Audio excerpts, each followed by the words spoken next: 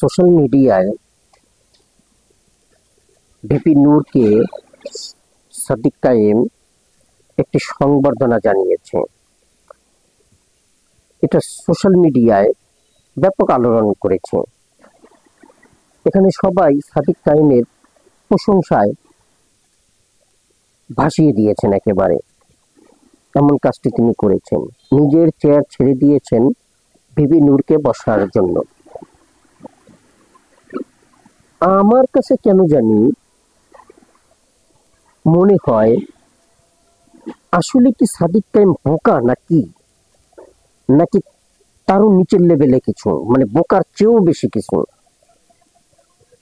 এত বিনয়ী কি মানুষ হতে পারে, কিংবা কেন এত এই বোকামি তারা করে?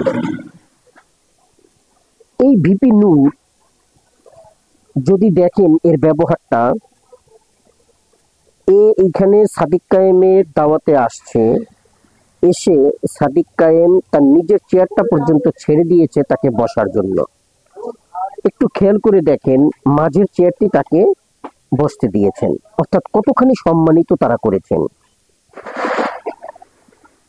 অথচ ভিপি নূর এই অনুষ্ঠান থেকে বের হয়ে হয়তো অন্য কোনো মিটিংয়ে বা মিছিলে গেলে, কিংবা কোনো জায়গায় আলোচনায় বসলে, কিংবা কোনো ভিডিও যদি তিনি কন্টেন্ট তৈরি করে ছাড়েন, সেখানে এই জামাত ইসলাম সম্বন্ধে এবং শিবির সম্বন্ধে বলতে এতটুকু দ্বিধাবোধ করেন না।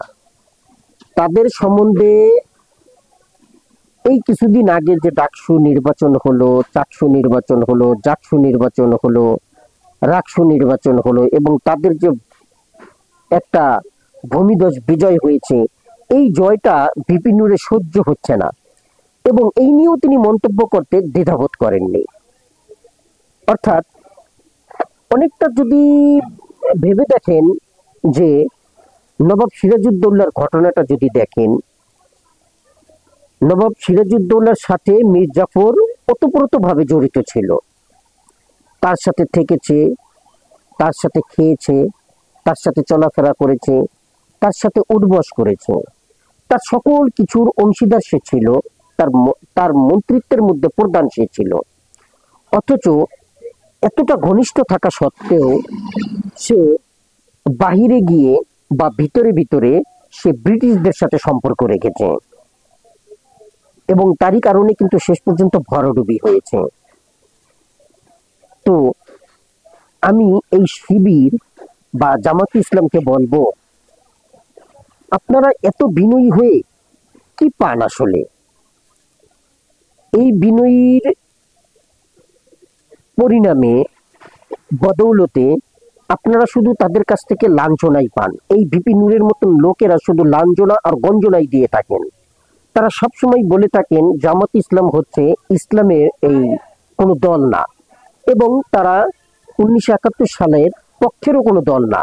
এরা কোনো মতেই দেশের প্রধানমন্ত্রীর পদে বসতে পারে না, তারা দেশের ক্ষমতায় বসার যোগ্যতা রাখে না, এটা কেউ মেনে নেবে না। এটা হচ্ছে এই ভিপি নূরের মতন লোকদের কথা। অথচ সেই লোকটাকে সাদিক কায়েম এইভাবে সম্মানিত করতেছেন।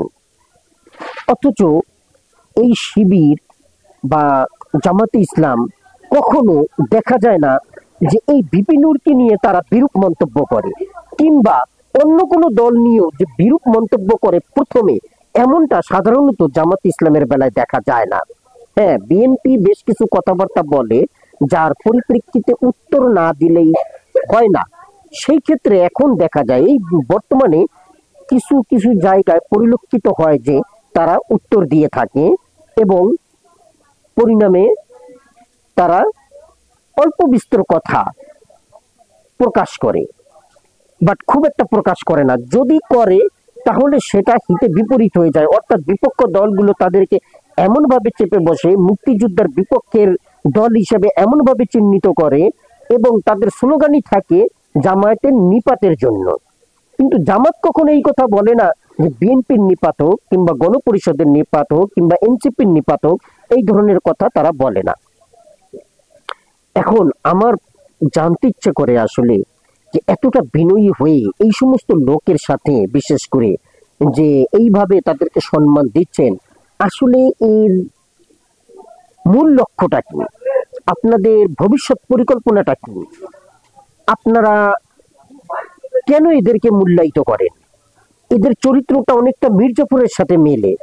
তা এদেরকে যদি আপনারা সম্মানিত করতে যান, অর্থাৎ ইতিহাস থেকে যদি আপনারা সেই শিক্ষা না নেন, তাহলে আপনারাও তো সেই পরিণতিতে পড়তে পারেন।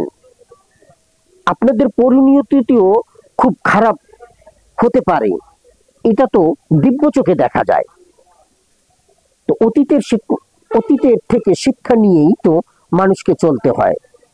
যাই হোক, এরপরও সাদিক কায়েমকে এই অভ্যর্থনার জন্য, বিপি নূরকে যে সম্মান দিল, সেই সম্মানের জন্য সাদিক কায়েমকে আমার অন্তরস্থল থেকে ধন্যবাদ জ্ঞাপন করছি।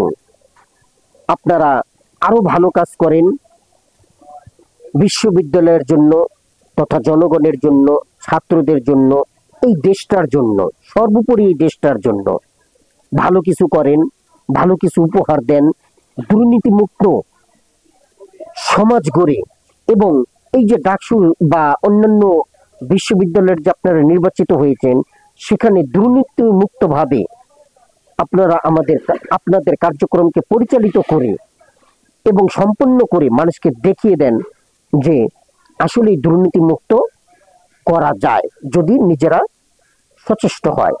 তাহলে ধন্যবাদ। আসসালামু আলাইকুম।